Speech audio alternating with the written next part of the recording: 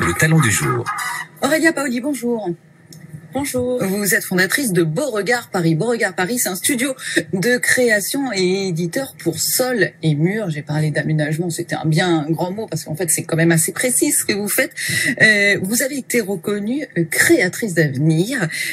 C'est un concours régional dédié à l'entrepreneuriat des femmes en Île-de-France. Donc d'abord, vous êtes chef d'entreprise, mais aussi et surtout créatrice. C'est bien ça la question, parce que d'autant que vous avez reçu le trophée savoir-faire à la française. Qu'est-ce que ça représente un tel prix pour vous? C'est bien évidemment un honneur et c'est une belle reconnaissance parce que c'est beaucoup de travail de monter son entreprise et puis de structurer son discours, son offre, tout ce que l'on veut en fait faire connaître de son univers créatif. Donc tout ça c'est un long cheminement et le fait d'avoir un trophée, d'avoir eu ce trophée des créatrices d'avenir qui est organisé par Initiative Île-de-France. Donc c'est tous les partenaires économiques de la région, la chambre de commerce, il y a eu des partenaires comme Air France, la SNCF.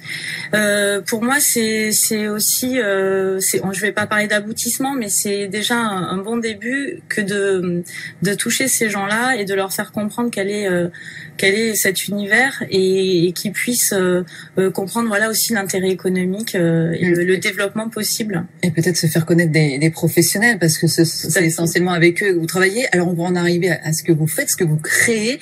Et alors là, vous êtes quand même...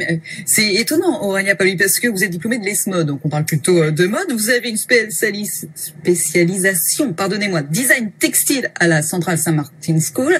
Très belle école là aussi, donc on pense plutôt à la mode. Sauf qu'aujourd'hui, vous dessinez, vous créez des carreaux de ciment et du papier peint. Mais attention, pas n'importe lesquels. Oui, parce qu'en fait, c'est vrai que la mode, ça paraît toujours un petit peu superficiel et parce que finalement, ce qu'on voit de la mode, c'est très peu de temps en fait de la mode que l'on voit qui est diffusée. Mais en amont, c'est beaucoup de travail et c'est vrai que ma formation m'a permis de concevoir. Enfin, c'est une méthodologie en fait qu'on apprend. Et aujourd'hui, je me suis longtemps cherchée parce que c'est vrai que à la sortie, moi, ma force et mon envie en fait aller vers le design textile puisque c'était le rapport d'échelle, les couleurs, la maîtrise des échelles et de la répétition d'un motif.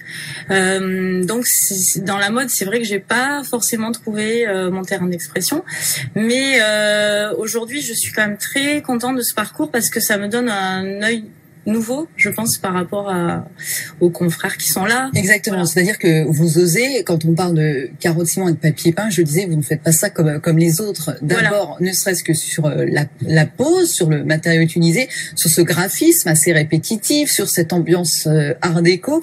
Et puis, on va s'arrêter par exemple sur le papier peint. Là, ce que vous venez de lancer, c'est les mini laits. Vous savez, d'habitude, le papier peint, c'est des grands laits, on pose, c'est large comme une porte. Et voilà, vous vous êtes dit, après tout, arrêtons avec Voilà, parce que le but de Beauregard, voilà, qui est un studio de création et un éditeur, c'est qu'aussi dans la partie studio, on fait de la recherche et développement et c'est de proposer autre chose aussi, et notamment dans le mini-lait. Donc là, c'est une réflexion sur l'usage du papier peint, notamment l'usage d'un papier en particulier, qui est un papier peint pré-encollé. Voilà, donc c'est un papier qui existe depuis un certain nombre d'années, mais qui a été finalement très peu utilisé. Parce que quand on doit immerger un lait de 50 ou de 90 cm, c'est assez compliqué. Donc du coup j'ai essayé de trouver une autre façon et finalement un mini lait de 18 cm par 5 mètres est facilement immergeable dans un seau à champagne par exemple. Voilà. Tout simplement, on le trouve en ce moment par exemple dans la boutique du musée des Arts Déco 107 Rivoli. Donc le papier peint, c'est aussi en domino ou en hexagone. On peut pas décrire ici tout ce que vous réalisez, mais ce qui était important pour vous au-delà de cette création aussi, c'est d'utiliser les bons savoir-faire, parce que j'imagine que là aussi vous avez bousculé les fabricants. Oui, tout à fait. On les bouscule, mais bon, on les intéresse parce qu'il faut qu'ils nous suivent et qu'ils croient en notre projet. Mais justement, voilà, Beauregard, et là, en fait, pour les faire travailler eux aussi, c'est de donner justement l'application de ce savoir-faire et de le diffuser. Donc voilà, c'est une marque qui se veut être l'ambassadrice des arts décoratifs français.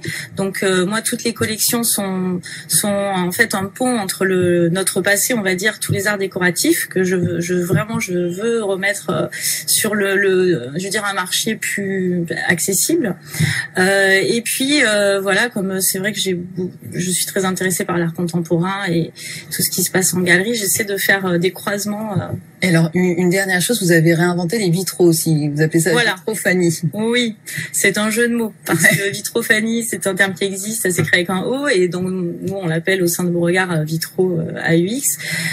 C'est une technique donc qui consiste à mettre un adhésif sur un vitrage ou un miroir. Et voilà, je suis fan des vitraux depuis toujours. Je trouve que ça invite à la contemplation, au silence. Et là, en fait, voilà, je remonte des vitraux. Donc, c'est du photomontage. Je remonte des vitraux sur Photoshop et donc après on les imprime sur un adhésif alors soit opaque soit translucide et donc là on peut créer des ambiances formidables et ne pas mettre de voilage sur nos fenêtres sans perdre la luminosité. Et voilà l'une de vos créations. J'imagine que vous avez encore plein d'idées chez Beauregard pour la suite. En tous les cas, Aurélia Paoli, en attendant, vous avez déjà été récompensée pour votre savoir-faire à la française grâce au concours Créatrice d'avenir. Merci beaucoup à vous. Merci beaucoup.